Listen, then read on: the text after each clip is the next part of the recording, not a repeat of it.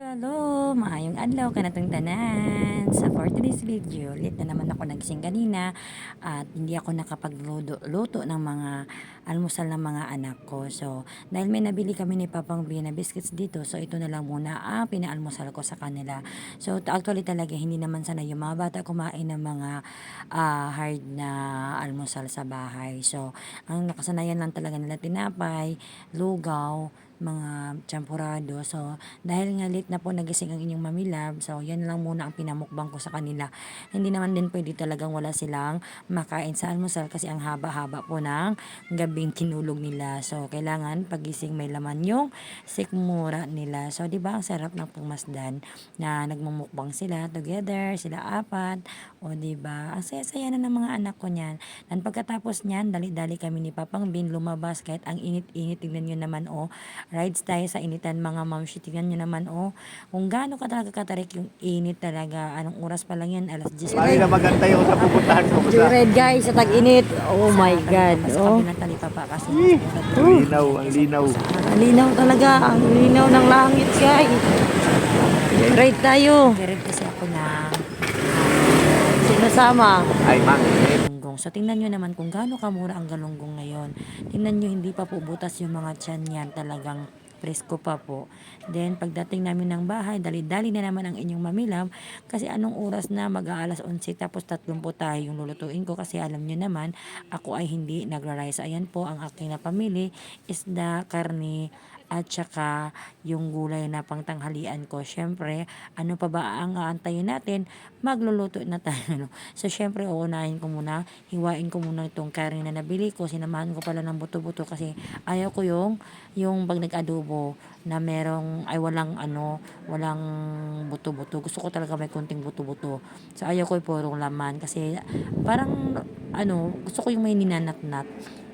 O syempre, nag-iwan na po ako dito ng lamas sa Bisaya, bawang at saka sibuyas, o di ba? So, di ba? So, ano pang inaantay natin, tarago? Kung merong si Kamanyan Pordagup kita, tarago, mga Bisaya dun, no? So, ayan po, kung napapansin nyo, naglagay ako ng mantika, tapos inisa ko lang yung ating doon, palabasin natin yung sarili niyang mantika. At syempre, ang sunod kong ginawa, nilinis ko na po itong isda na pang kinilaw natin. So, sobrang dami naman na kasi nito, hahatiin ko to sa dalawang luto.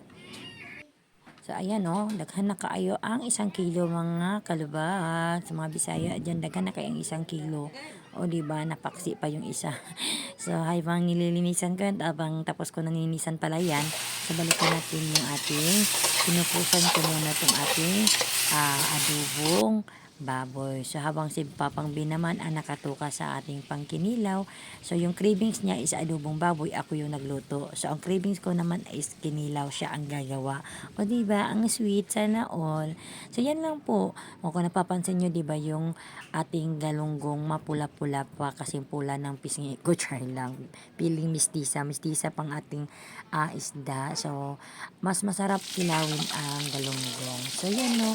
Antabayanan nyo lang lagi po ang ating karning baboy kasi pagka masunog. So, pinalabas ko po yung sarili niyang mantika. Masarap po yan, ganyang klaseng adobo. Then, syempre, pag tama na po yung pagkapula niya, sa tutuusin talaga, hindi pa yan siya tama talaga. Kaso ayaw ko yung masyadong kumipos. So, ano ba yan? So, pagtimplahan na natin tuyo, suka, paminta, at saka bitchin. So, then, lagdagan natin ng water, hayaan natin siya lumambot ng 1,000,000 taon. So, yan lang po ang style ko sa pagluto ng aking adobo na tawag yan, adobong nagmamantika, yan siya. So, hayaan ko lang muna lumambot yan at ako'y magluluto na naman ng ating gulay kasi alam nyo naman yung mami love nyo ay hindi nagra-rice.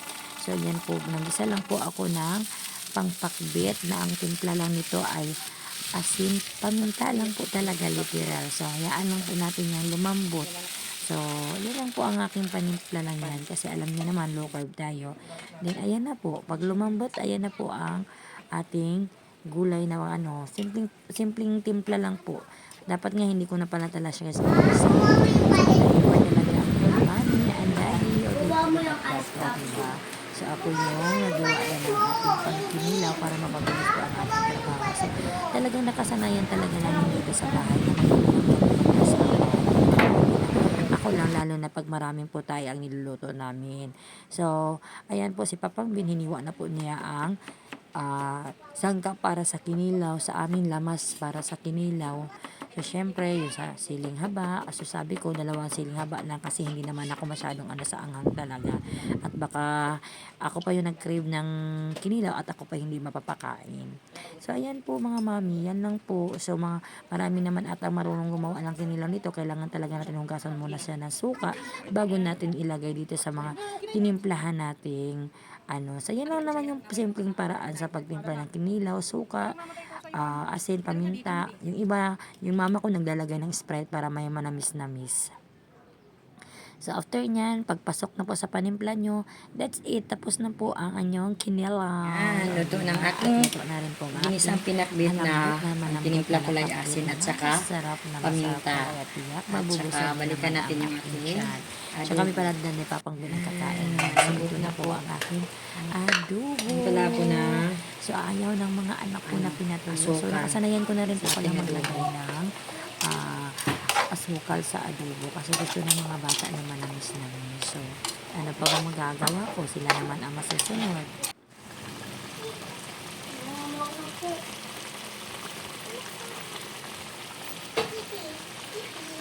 So, tara go, kakain na po tayo. Ang team kaluwak ay kakain na po. So, nagkain na po ako. Kakain na po kayo. O, diba? Tiba-ibig na. So, ito po yung tanghalian ko na video. Hindi naman sa bonggang-bongga, pero kailangan meron talaga kayong ulam. Lalo na pagsabay-sabay kaming kumain. Yung si Papang Bin. Kasi, panggabi naman si Papang Bin, simple ulam na lang kami tuwing gabi. So, syempre, ang saya naman kumain pag sama-sama kayo ng pamilya. So, tara po, kakain na po tayo. Sana po may natutunan po sa video na to ha. Hanggang sa sunod. Bye! Hi!